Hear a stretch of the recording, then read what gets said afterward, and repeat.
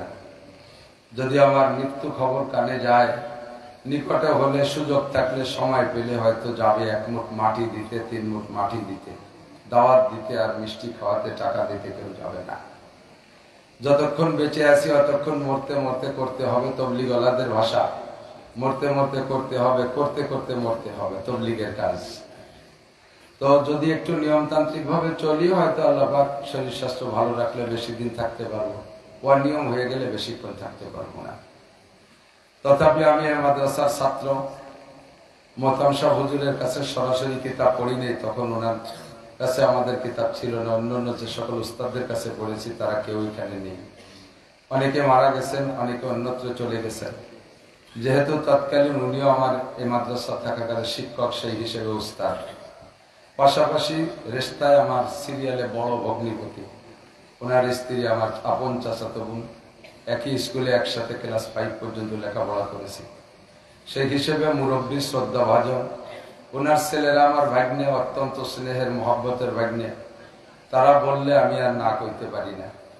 বর্তমানেও আসছে মাওলানা আতাউল্লাহ সাহেব, সেও রেস্তায় তো ওই তরতিবে ভাগ্নে। ভাগ্নেরা মামুদের কাছে একটা প্রস্তাব রাখলে, আবেদন করলে তা না পাওয়া যায় না। আসছি অনেক আগে, আমার টাইম দেওয়া 9:30টায়, আমি চলে আসছি 8:30টায়। আমার অভ্যাস অনুযায়ী আল্লাহর রহমতে আমি একটু আগেই চলে আসি।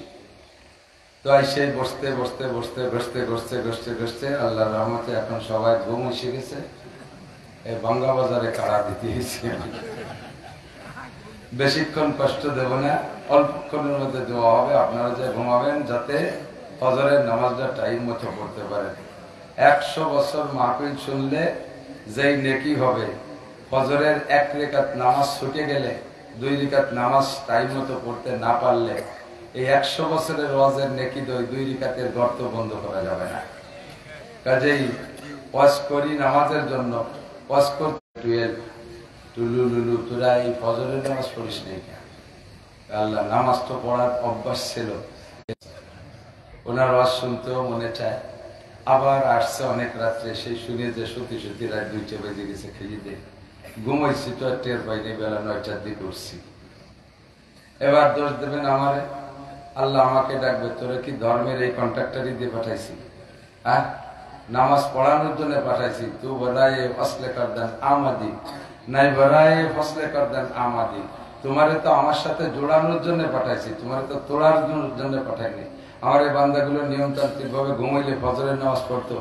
শয়তান, তুই এই শয়তানি এত রাত পর্যন্ত বসাই রেখে তুই নামাজ পড়তে দিস না, পিঠ পা আমার মাইর খাতে হবে। আমি এবার দায়ী কি আর বোকা, আল্লাহ আমি আইসি তো 8:30টায়, মোহতান সাহেব এখন করছে, এই বুড়োরে ধরাই দেবো। এবার বুড়ো মানুষটা মাইর খাবে। আমরা যত রাতে আজকে হোক না কেন, আমাদের মহাব্বতের মোহতান সাহেব হুজুরদের এই মারামারি রাতের চেয়ে বাঁচাবো তো ইনশাআল্লাহ।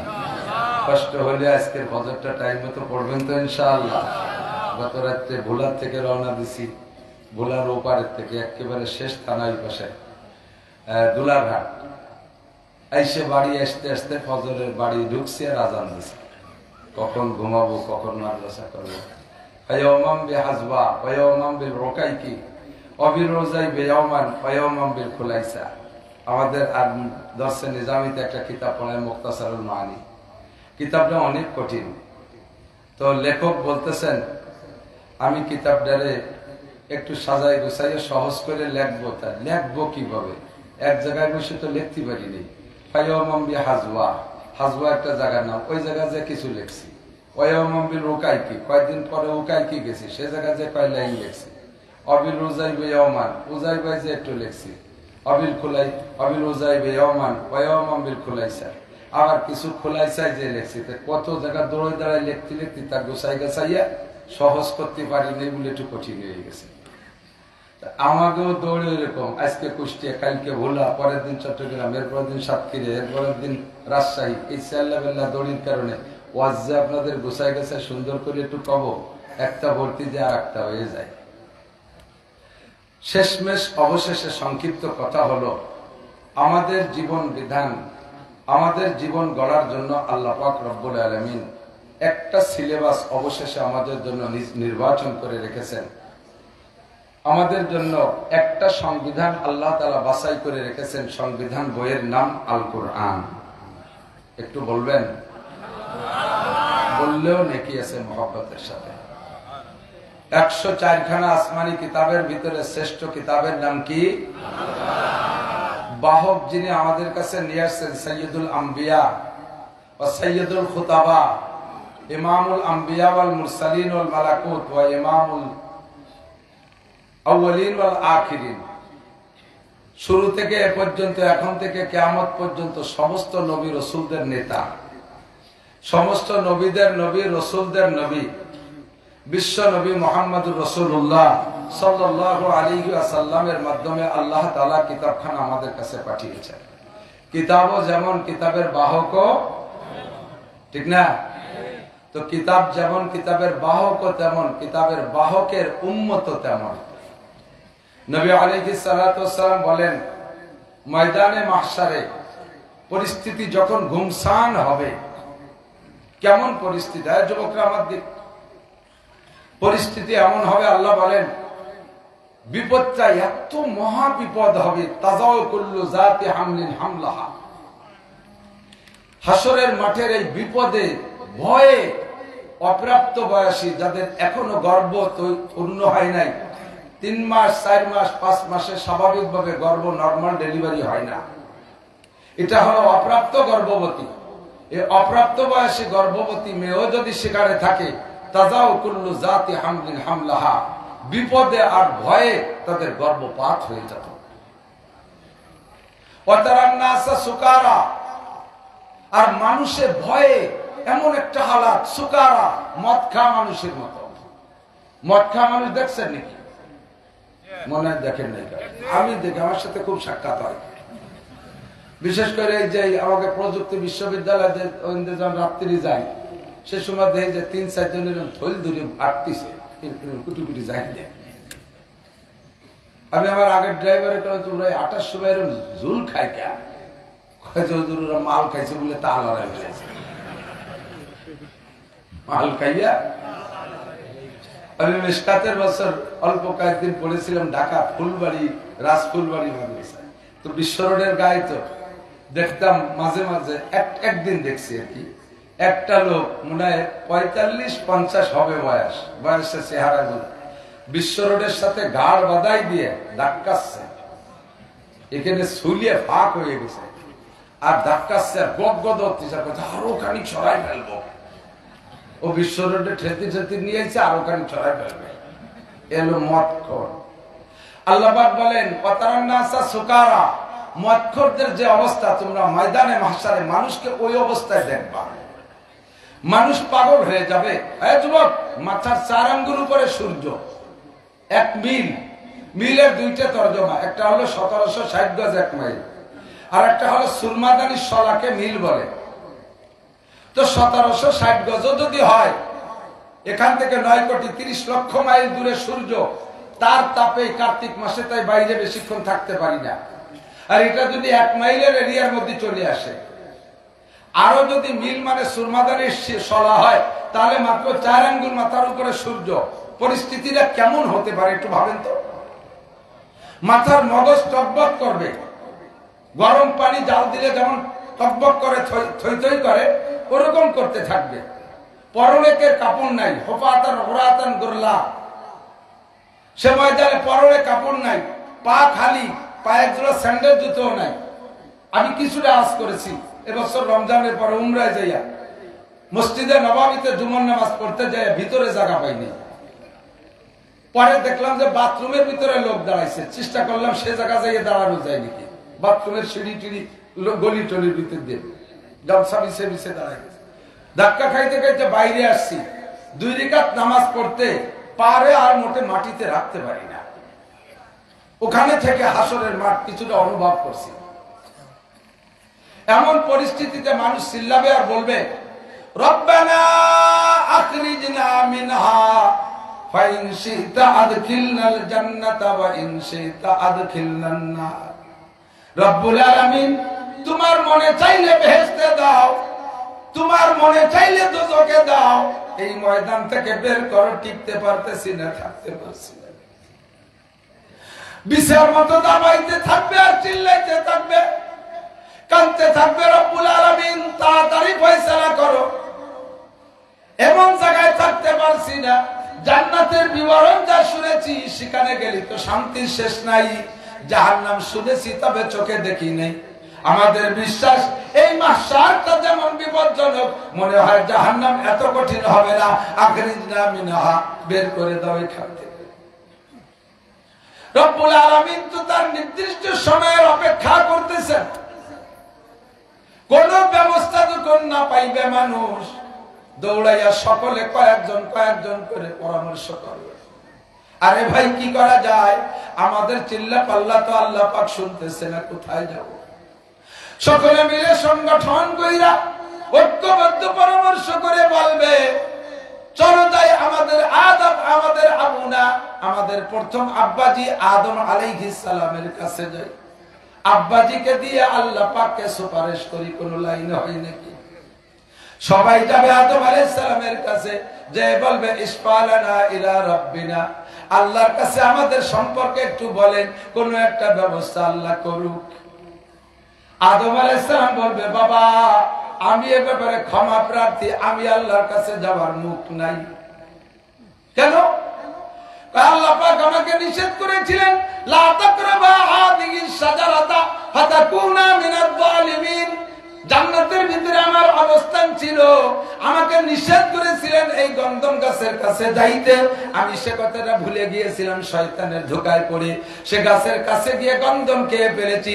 তাই তো আমি দুনিয়ায় চলে গেলাম, জান্নাত থেকে বের হলাম, আমার কারণে তোমরা বের হয়েছো। আমি যদি তোমাদের সুপারিশে যাই, আল্লাহ পাক আমাকে যদি সেই মামলায় অ্যারেস্ট করে ফেলে, কি করব? তো যাবো কোন জায়গা? একটু পথ দেখা দিন, আপনি পারবেন না, যাবো কোন জায়গা? আদম আলাইহিস সালাম বলেন, ইযহাবু ইলা নূহ আলাইহিস সালাম, তোমরা নূহ আলাইহিস সালামের কাছে যাইতে পারো। তার একটা পার্সোনালিটি আছে, সারা দুনিয়ার সব মানুষকে ধ্বংস কইরা দিয়া আল্লাহ পাক নূহ নবীকে নৌকায় করে বাঁচাই দিয়েছিলেন। তুমি তার কাছে তোমরা যাইতে পারো। সবাই মিলে নূহ নবীর কাছে গিয়ে বলবে, আপনি আদমের সানি দ্বিতীয় আদম, আমাদের জন্য আল্লাহর কাছে একটু বলেন। নূহ আলাইহিস সালাম বলবেন, বাবা আমি এ ব্যাপারে ক্ষমা চাই, আমি একটা অন্যায় করে বসে আছি। আমি যখন নৌকায় উঠি, আল্লাহ আমাকে আমার পরিজনকে নৌকায় উঠানোর অর্ডার দিয়েছিলেন। আমার ছেলে কেনানকে আমার পরিবার ভুক্ত মনে করে আমি যে সন্তান, অবশ্যই সে আমার পরিবারের সদস্য, তাকে নৌকায় উঠানোর জন্য আমি বলেছিলাম, এইটা আমার অপরাধ হয়ে গিয়েছিল।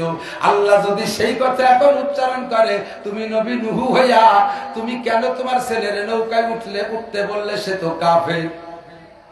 এই মামলায় যদি আমারে ধরে, আমার জবাব দেওয়ার থাকবে না, আমার দ্বারা সম্ভব না। কয়টা যাবো কোন জায়গা? যাবো ইলা ইব্রাহিম ওয়া মিল্লাতু আবিকুম ইব্রাহিম, তোমরা যাও তোমাদের জাতির পিতা ইব্রাহিম খলিলুল্লাহ আলাইহিস সালাম। ও মুসলমান, আমার বাংলাদেশের মুসলমান, আমাদের মুসলিম জাতির পিতার নাম কি? আরো জোরে, ভয় করে, জোর হলো না? ইব্রাহিম খলিলুল্লাহ। আঞ্চলিক জাতির পিতার বেশ কম থাকতে পারে, কিন্তু আন্তর্জাতিক জাতির পিতা কে? ইব্রাহিম আলাইহিস সালাম, ঠিক কি না? ইব্রাহিম আলাইহিস সালামের কাছে সবাই যাবে, গিয়ে বলবে ইসফালানা ইলা রাব্বিনা, আল্লাহর কাছে সুপারিশ করেন, একটা ব্যবস্থা করুন। ইব্রাহিম আলাইহিস সালাম বলবেন, আমার দ্বারা সম্ভব না, আমি তিনটে মিথ্যে কথা কইছি।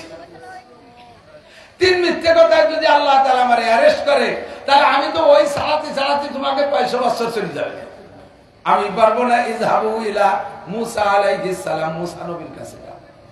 সবাই দৌড়ে আসবে মূসা নবীর কাছে। মূসা আলাইহিস সালাম বলবে, বাবা আমি পারবো না, আমি ফিরাউনের বাবুর্চিরে এক শর্তে মেরে ফেলাইছিলাম, সেই মার্ডার কেসে রয়ে গেছি আমি আজও। যদি আল্লাহ সেই কেসে আমারে অ্যারেস্ট করে, আমার বলার কিছু থাকবে না। কইতে যাবো কোন জায়গা?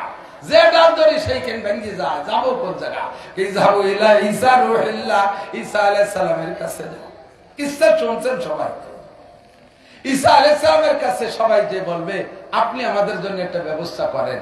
সবাই ঠেলে ঠেলে আপনার কাছে পাঠাইছে। ঈসা আলাইহিস সালাম বলবে, বাবা আল্লাহর রাস্তায় মাফ চাই, আমার ওই জাতীয় কোনো সমস্যা নাই, কিন্তু আমার উম্মত আমারে দালালি করে শেষ করছে। আমার উম্মত আমারে আল্লাহর ছেলে কয়। ঈসা আলাইহিস সালাম কি আল্লাহর ছেলে? কথা বলেন। খ্রিস্টানরা, ইহুদিরা, এই খ্রিস্টানরা, নাসারারা, এই নাসারা মানে খ্রিস্টান, আর ইহুদিরা মুসা আলাইহিস সালামের উম্মত। এই ইসরায়েলি বেনিয়ামিন নেতানিয়াহুর গোষ্ঠী, এরা হলো ইহুদি, এরা মুসা আলাইহিস সালামের অনুসরণ করে। আর আমেরিকানরা, পশ্চিমেরা, ইউরোপিয়ানরা, ওরা হলো নাসারা, খ্রিস্টান বেশি। এখনো ওরা ঈসা আলাইহিস সালামের ধর্ম নিয়ে পড়ে থাকে, এই তাদের আকীদা। তো ওরা কয় ঈসা আলাইহিস সালাম, ওয়াকালাতিন নাসারা মাসীহ ইবনুল্লাহ, ঈসা আলাইহিস সালামকে আল্লাহর ছেলে বলে। কয় আমার নামে এই অভিযোগ, এই দোষ দিয়ে বসে রয়েছে, আমি আল্লাহর কাছে গেলে আমি লজ্জা পাই, কাজে এ আমার দ্বারা সম্ভব না। কয় তো মর মনে কি যাব, মরাও তো জায়গা নেই, এখন যাব কোন জায়গা? ইযহাবু ইলা মুহাম্মাদিন সাল্লাল্লাহু আলাইহি ওয়াসাল্লাম, সবাই মিলে মুহাম্মদ সাল্লাল্লাহু আলাইহি ওয়াসাল্লামের কাছে যাও, উনি যা কবে তাই শুনবে। উনার একটা আল্লাহ আছে আলাদা, উনার একটা বেটো বাওর আছে, উনি যা বলবে আল্লাহ তাই শুনবে। সবাই চলে আসবে আমাদের নবীর কাছে, বলেন না সুবহানাল্লাহ। এবার নবী আলাইহিস সালাতু ওয়াসসালামের কাছে আসলে হুজুর আলাইহিস সালাম আল্লাহ পাকের কাছে সিজদায় পড়ে যাবে, রব্বি হাবলি উম্মতি, রব্বি হাবলি উম্মতি, রব্বি হাবলি উম্মতি। রব্বুল আলামিন তুমি আমার উম্মতকে ক্ষমা করো, আমার উম্মতকে বাঁচাও। আগে নিজের উম্মতের কথা বলবে, আগে নিজের উম্মতের কথা বলবে। আপনাদের সে মাঠে এমন একটা মর্যাদা হবে, কোন নবী রাসূলের সাথে আল্লাহ পাক অতক্ষণ কথা বলবেন না।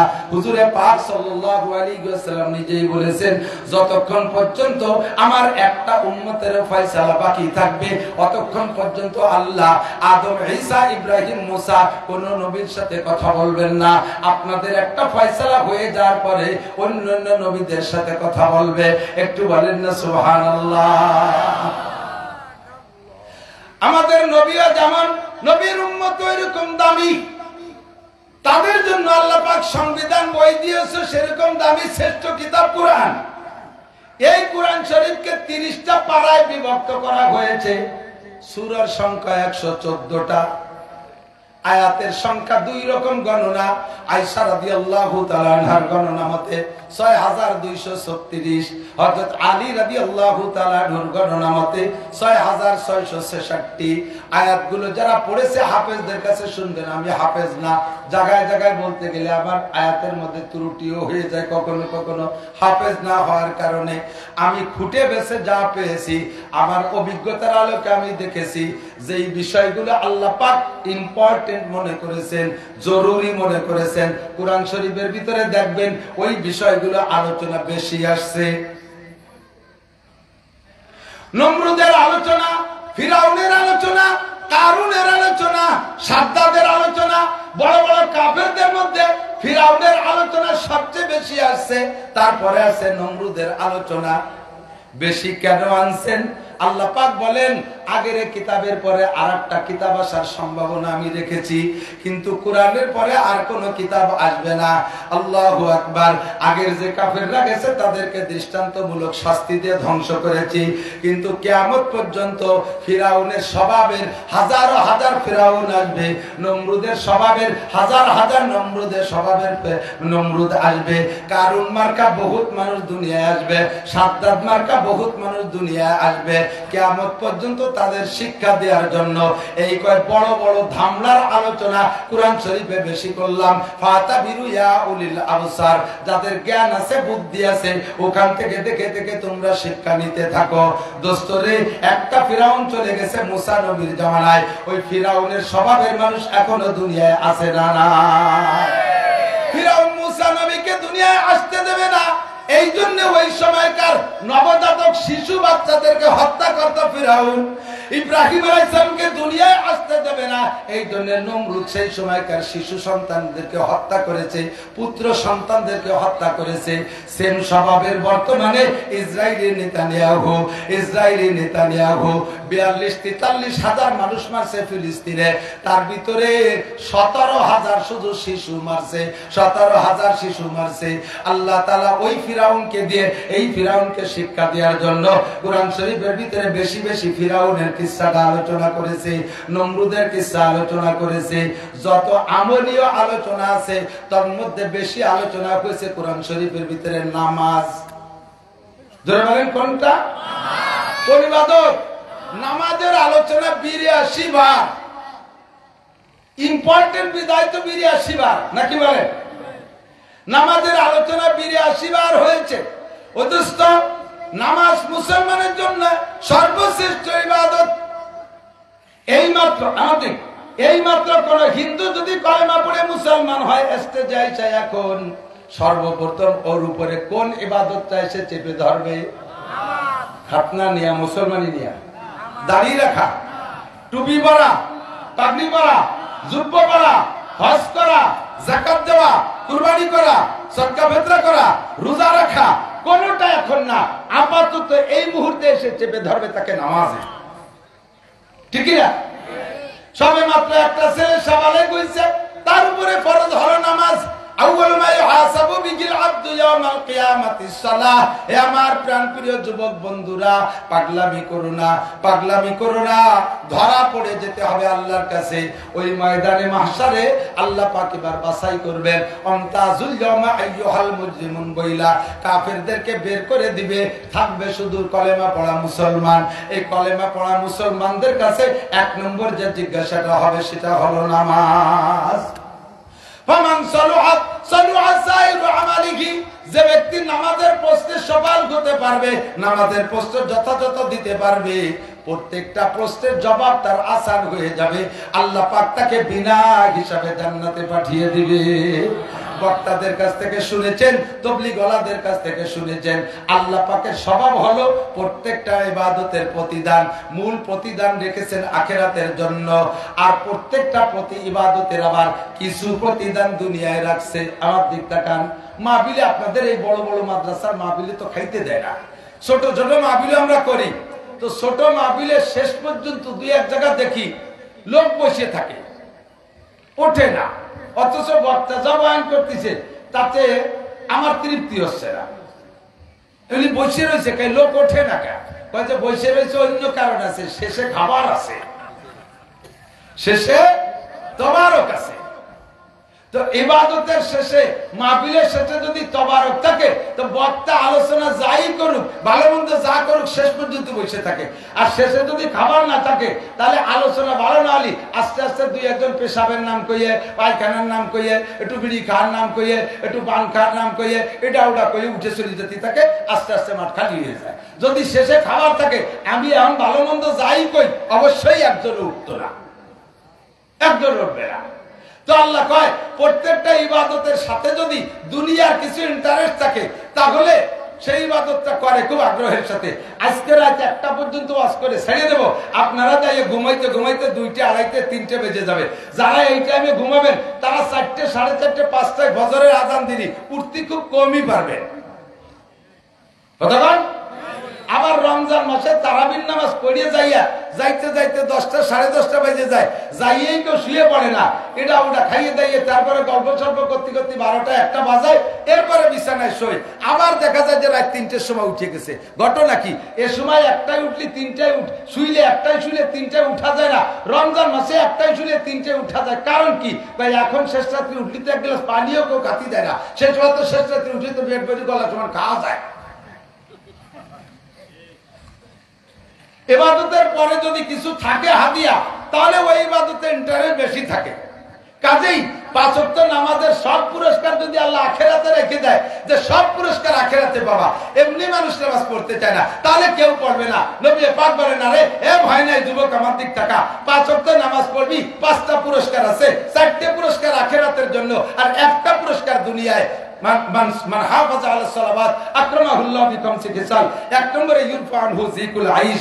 যেই কারণে নামাজ পড়তে পারিস না, চাকরির জন্য নামাজ পড়তে পারিস না, খেত খামারের জন্য নামাজ পড়তে পারিস না, ব্যবসা বাণিজ্যের জন্য নামাজ পড়তে পারিস না, এক কথায় দুনিয়া কামার জন্য নামাজ পড়তে পারিস না, নামাজ পড়, দুনিয়ার সব অভাব অনটন আল্লাহ তাআলা দূর করে দেবে। ফাঁকে একটু বুঝে নিতে হবে, নামাজিকে আল্লাহ তাআলা দুনিয়ার রিজিকের অভাব দেয় না। এর তর্জমা কি? রিজিকের অভাব দেয় না মানে ব্যাংক চালানোর আল্লাহ তাআলা বিমানের পাইলট বানাবে তা না। সাধারণ কৃষক মূর্খরে ধরে আল্লাহ তাআলা প্রাইম মিনিস্টার বানাবে তা না। ভিক্ষুককে ধরে আল্লাহ তাআলা শিল্পপতি কোটিপতি বানায় দেবে তা না। রিজিকের অভাব হবে না মানে হলো, যে যে ক্লাসের মানুষ তার রিজিকের অবস্থাও সেরকম। কথা বলেন, যে যে ক্লাসের মানুষ তার রিজিকের অবস্থাও সেরকম। একজন মানুষ এই বাংলাদেশে 300 টাকা দামের চাউল আছে না নাই? আছে। সেই চাউল কিনে খাওয়ার, রেগুলার কিনে খাওয়ার মানুষ আছে না নাই? আবার 40 টাকা দামের চাউল আছে না নাই? তা কিনে খাওয়ার মানুষ আছে না নাই?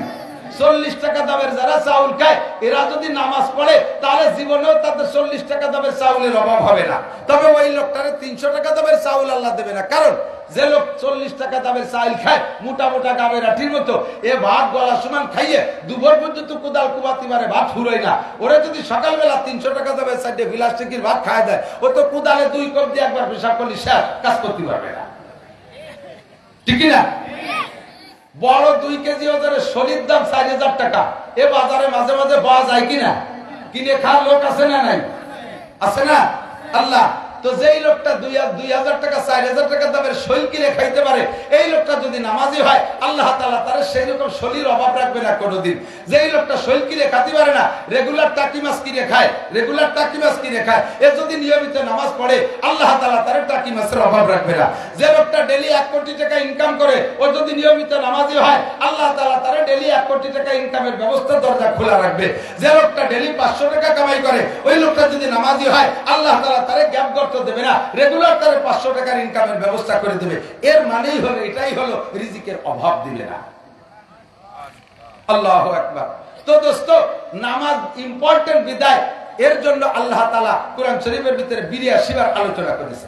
নামাজের চাইতেও আরো ইম্পর্টেন্ট ইবাদত থাকতে পারে নাকি? কথা বলেন। মনে হয় আপনাদের আছে? নামাজের চাইতে মুসলমানের জীবনে আর কোনো বড় ইবাদত আছে? নাই। কিন্তু কার্যক্ষেত্রে জায়গা বিশেষ নামাজের চাইতেও কোন কোন ইবাদতের গুরুত্ব বেশি হয়ে যেতে পারে। যেমন আমার দিক তাকান, এই নামাজ এমন গুরুত্বপূর্ণ ইবাদত যে নামাজকে কোন অবস্থাতে মিস করার সুযোগ নেই। রোজাও ফরজ, হজও ফরজ, যাকাতও ফরজ। যারা হজ করছেন, 2-1 হাজী সাহেব থাকলে সাক্ষী দিতে পারেন। ইদানিং তো হজও সহজ হয়ে গেছে। আরাফাতের থেকে মুজদালিফায় গাড়িতে নেয়, আবার পায়ে হেঁটেও যায়। আমি 13 সালে প্রথমবার যুবক থাকতে গেছি। সেই সময় সিদ্ধান্ত নিলাম, যেহেতু শক্তি সবল থাকতে হজে আসছি, এবার হজটা পুরো পায়ে হেঁটে করব। আমরা 3 জন এক জোট বাঁধছি। আরাফাতেতে মুজদালিফায় গেছি হাইটা 11 কিলোমিটার। মাগরিবের পরে আজান দেওয়ার পরে রওনা দিতে হয়। আরাফাতে মাগরিব পড়া যাবে না, রাস্তায়ও পড়া যাবে না, মুজদালিফায় যাইয়ে মাগরিব পড়তে হবে। আগে মাগরিব, সাথে সাথে ঈশার নামাজ, 2 ওয়াক্তের নামাজ একসাথে পড়তে হয় মুজদালিফায় যাইয়া। আর জায়গাটা এত ঘুমসান, এত ভিড় যে মাগরিবের পরে আরাফাত থেকে রওনা দিয়ে একসাথে 300 মিটার রাস্তা দিয়ে কোটি খানিক মানুষ রওনা দেয়। আটা লাগে না, মাইল 3 হাঁটা লাগে না, পড়িয়ে না গেলি এখানে সুজায়ে দাঁড়ায় থাকতে হবে, অনায়াসে গোষ্ঠী তালে থাকতে থাকতে আস্তে আস্তে যাইতে থাকে। ইচ্ছে করে একটা কদম হাঁটার কায়দা নেই। এইভাবে রাত 11টা পর্যন্ত হাইটা মুজদালিফায় যাইয়া মাগরিব আর ইশা পড়া, এরপরে ওখানে একটু শুইতে হয় ফ্লোরের উপরে। কিছু নাই, বেড বিছানা নাই, ঘর বাড়ি কিছু নাই, পাকা রাস্তার উপরে পাথরের গায়ে গা দিয়ে শীত হয়ে শুয়ে থাকবেন। এরপর পিঠ গরম হয়ে যায়, এরপরে উঠে ফজরের নামাজ পড়িয়া আবার ওখান থেকে রওনা দিতে হবে শয়তান মারতে জামরা। 4 কিলোমিটার, 5 কিলোমিটার, 6 কিলোমিটার, যে যত দূর অবস্থান করছে সেখান থেকে সেটুক হাইটিয়া, এরপরে শয়তানরে মারিয়া নাপাক 2টে সুড়ঙ্গ রাস্তার ভিতর দিয়ে মক্কায় যেতে হবে 4 কিলোমিটার। ওইটুক আইটে যাইয়া এরপরে যারা গাড়িতে গেছে তারা যে মাতাফের ভিতরে অল্প জায়গায় তওয়াফ করতেছে, আপনি হেঁটে যে পিছনে পড়ে যাবেন, নিচে আর জায়গা পাবেন না। মসজিদের মধ্যে দিয়ে ঘুরতে হবে, একটা ঘুরলি দিয়ে আসতে 1 কিলোমিটার, 7 ঘুরলি দিতে 7 কিলোমিটার। ওখান থেকে এরপরে সাফা মারোয়া 450 মিটার, এইটুকু 7 বার যাইতে আসতে এ পর্যন্ত আপনার জীবনে এত পরিশ্রম হবে, সারা জীবনেও কোনোদিন এরকম পরিশ্রমের কাজ করেন নাই। বিষয়টা হজ, বিষয়টা কি? হজ। এখন হজ ও আল্লাহর হুকুম পালন করতে যাইয়া এই পরিমাণ পরিশ্রম হয়ে গেছে বিদায় আপনি জোহর হয়ে গেছে, খাটাখাটি করতে করতে জোহর হয়ে গেছে।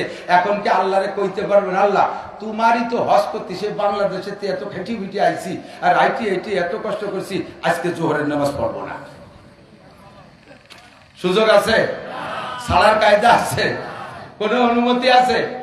2 কোটি টাকা জাকাত নিয়ে বেরোইছেন, সারা গ্রাম ভরে বাড়ি বাড়ি যে জাকাত দিয়ে জোহরের সময় ক্লান্ত হয়ে গেছেন, হাইটে হেঁটে জাকাত দিতে জাকাতও ফরজ, এই ফরজটা আদায় করতে যাইয়া এত ক্লান্ত হয়ে গেছেন, এখন আপনি এসে টান টান হয়ে শুয়ে পড়ছেন, আল্লাহ আমি জোহরের নামাজ পড়তে পারবো না, তোমার জাকাত দিতে যে আবার কষ্ট হয়ে গেছে। সুযোগ আছে? কথা বলেন। এবার রমজান মাসে 17 ঘন্টা জ্যৈষ্ঠী মাসে রোজা, রাত 3টায় খাইছেন আর 7টায় ইফতারি, এই 17 ঘন্টা রোজা রাখা কি পরিমাণ কষ্ট হয়েছে। আবার সন্ধ্যার আগে আসরের পরে 22 কিলোমিটার বাইসাইকেল চালাইছেন ঘরের মধ্যে দিয়ে, ইফতারিতে যাইয়া কেমন লাগে তা তো সবাই জানে। ইফতারি খাইয়ে দিয়ে সাপে আদারের মতো কেলায় গোলই করছেন। এবার ডাকতে চল রোজা ইফতার করছি, নামাজ পড়ে যে কথা কয়ে না রোজা ছিলাম, ওর সাথে কথা কয়নি, সে তো রোজা ছিল। মাগরিবও ভরে নাই, টান টানে শুয়ে রয়েছে। এই মাগরিবে নামাজ না পড়িয়া রোজাতে নামাজ না পড়ার কোন সুযোগ আছে? ঈশার সময় আজান হয়েছে, চল যাই তারাবি পড়ে আসি, কথা কই না রোজা ছিলাম। তাহলে এক রোজার বাহানা দিয়ে 2 ওয়াক্তের নামাজ নাই, এর কি সুযোগ আছে নাকি? কথা বলেন। তাহলে নামাজ এমনই ইবাদত, এই ইবাদত অন্য কোনো কিছুতে যত পরিশ্রম হোক ছেড়ে দেওয়ার সুযোগ নাই। কিন্তু এর উপরে আরেকটা ইবাদত আছে, সময় সাপেক্ষে সেই ইবাদতটা যদি চেপে পড়ে তাহলে আপনাকে নামাজ বাদ দিয়ে সেই ইবাদতটা করা লাগবে। এমন একটা ইবাদত আছে, সেই ইবাদতটার গুরুত্ব জায়গা বিশেষ নামাজের চাইতে বেশি, যার কারণে আল্লাহ তাআলা ওই ইবাদতের কথা কুরআন শরীফের ভিতরে 682 বার আলোচনা করেছেন। কত? 682 বার। ইবাদতটার নাম হলো জিহাদ। ইবাদতের নাম কি? জিহাদ। কবে কিভাবে? খন্দকের যুদ্ধে যখন যুদ্ধ হতে যাচ্ছে, মক্কা থেকে কাফেররা আসতেছে মদিনার উপরে আক্রমণ করবে, নবী পাক সাল্লাল্লাহু আলাইহি ওয়াসাল্লাম সাহাবায়ে কিরামদেরকে নিয়ে খন্দক খনন করার সিদ্ধান্ত নিলেন। এই খন্দক খননের কাজ শুরু হয়ে গেছে। ইতিমধ্যে খবর আসছে তাড়াতাড়ি খুঁজে সারেন, এই যে এসে গেল।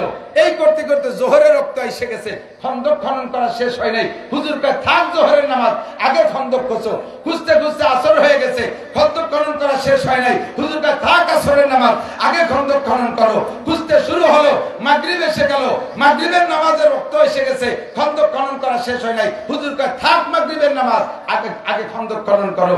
এসে গেল ঈশার রক্ত, ঈশার নামাজের সময়, খন্দক খনন করা শেষ হয় নাই। হুজুর কয় থাক ঈশার নামাজ, আগে খন্দক খনন করো। এইভাবে 4টে ওয়াক্ত নামাজ হুজুর শুধুমাত্র জিহাদের জন্য কাজা করেছেন, জিহাদের জন্য কাজা করেছেন।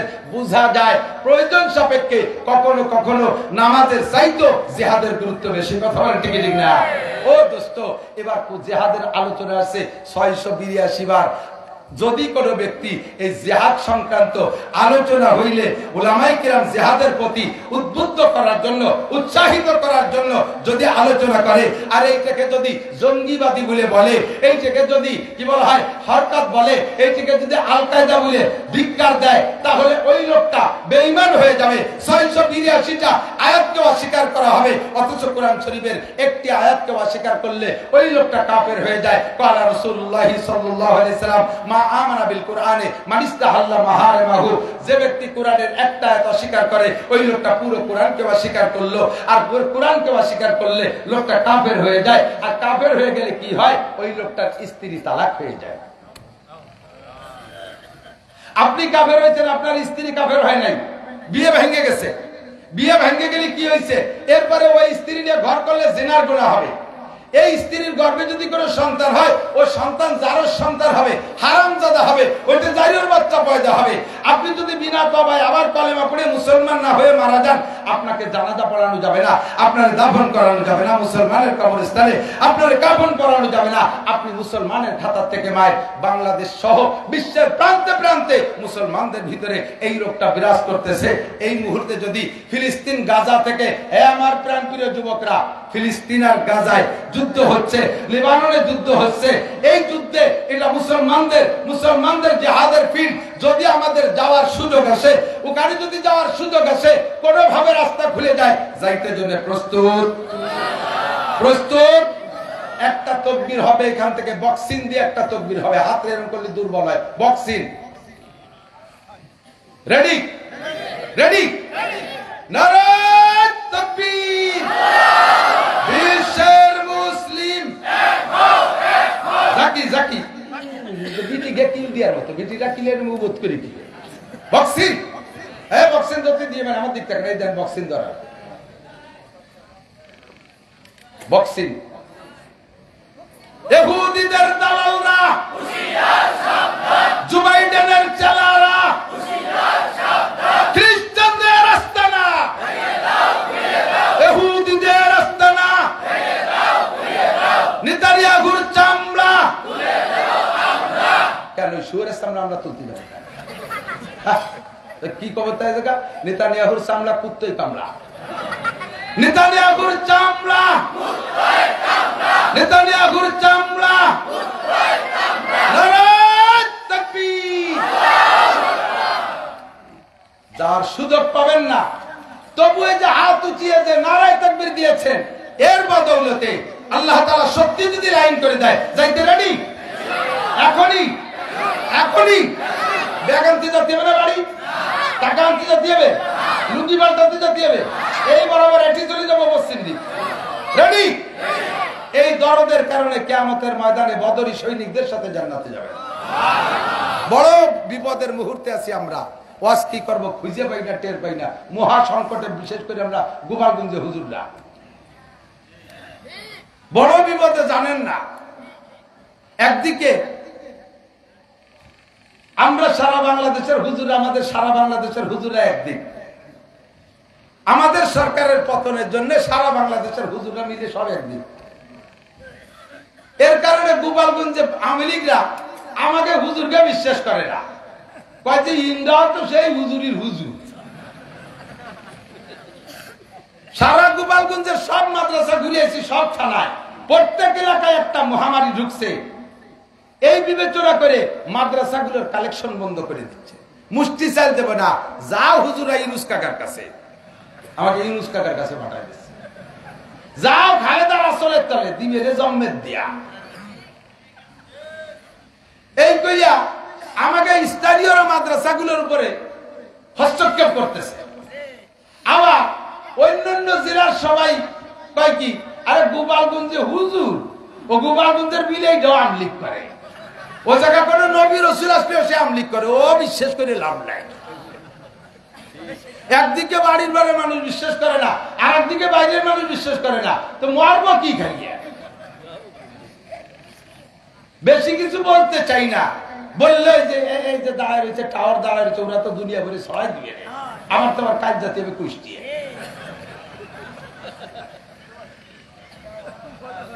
কি করব, মহাবিপদে আছি। রোটাক বাটুস্কুল নবী আলাইহিস সালাম মক্কায় ছেড়ে মদিনায় গেছে, মক্কার মাটির টান জীবন ভরে হুজুরের বুকের মধ্যে ছিল। কথা কান ঠিক না? মদিনায় যায় আল্লাহর হুকুমে, ফিরে ফিরে মক্কার দিক তাকায়। আবার 10 বছর পরে, আবার 10 বছর পরে সেই মক্কা ভূমিতে হুজুর চলে আসছেন, বিজয় করছেন। কিন্তু জীবনের শেষ কাটাইছে মদিনায়। হিজরতের মর্যাদা আলাদা, সেই বিষয়। মাতৃভূমির টান সবাই থাকে। আমরা হুজুররা কওমি মাদ্রাসা চালাইতেছি, আপনারা আমাদেরকে রাজনৈতিক দিক দিয়ে কোনো ভাগাভাগি করেন না, ভাগাভাগি করেন না।